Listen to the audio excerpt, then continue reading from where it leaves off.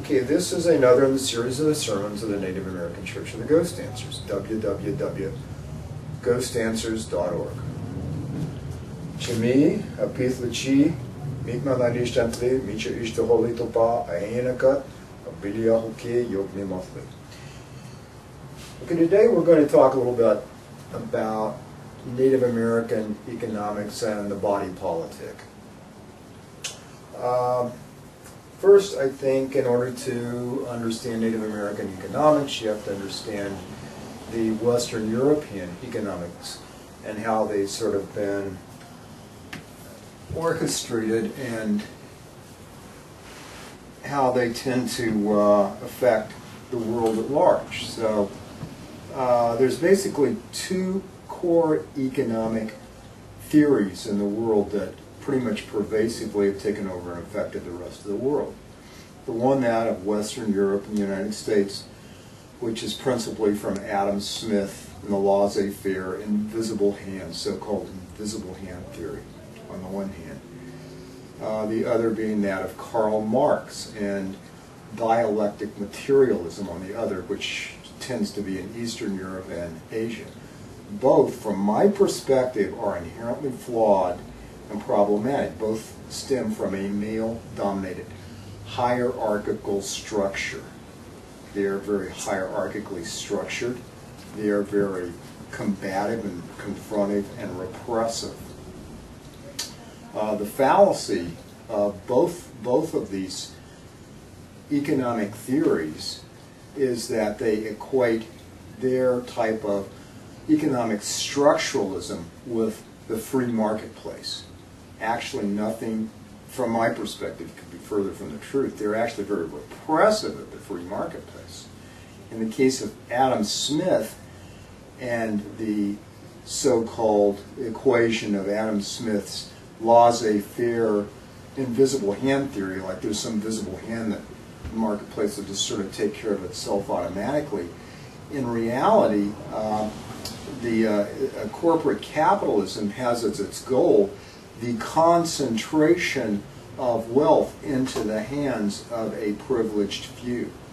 It is not the optimization of the marketplace. It is actually the enemy of the marketplace, which was shown in the latter part of the 19th century by a study by the economist Thorstein Veblen, who wrote did an exhaustive study of the theory of the leisure classes and how they absorbed the wealth and then how they spent the wealth in conspicuous consumption rather than reinvesting and encouraging individual creative potential in the marketplace. So rather than being the equation or equating the free marketplace with Adam Smith's invisible hand, it was actually, Thorstein Veblen showed that it was actually the enemy of the marketplace, the free marketplace. However, in the 1970s, the latter part of the 1970s, early 1980s, this theory was trotted out again by Milton Friedman and the supply-side Reaganomics advocates.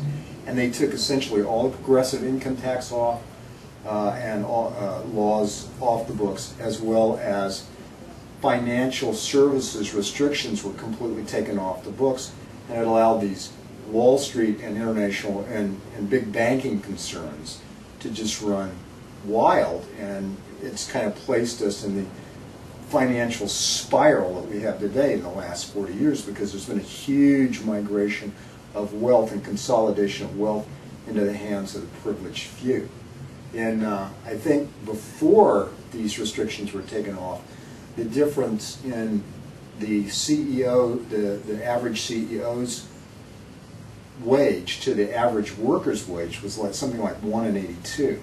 Now, in 2009, I think last year, they've gone from 1 in 82 to 1 in 1,081. So it's like just a huge consolidation of wealth into the hands of this privileged plutocratic elite. So that's the first problem, that there is an erroneous assumption that this hierarchical structure, which essentially Adam Smith's invisible hand promotes, is equated with the free marketplace. On the other hand, Karl Marx's dialectical materialism only imposes a bureaucratic elite from the state or government on top of the laboring class, the general class of the population. So it does the same thing. They both are sort of the opposite sides of the same coin, which is a male-dominated hierarchical structure. As a counterpoise to this, Native American economics were essentially agglomerative. That means they had small units of individual creative potential, or individuals bringing their creative aspects from essentially the sap or the lifeblood of the Earth Mother. They were essentially very nurturing, they were feminine, they were egalitarian, and they were sharing. They shared in knowledge as well as in productivity.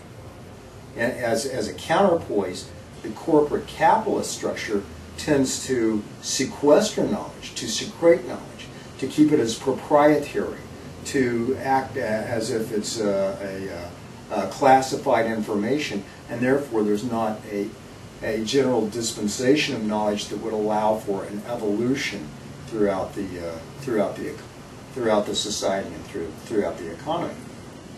Now, the way socially this agglomerative aspect of Native American economy is held together is through the nurturance of the clan system, which is principally matrilineal and matrilocal.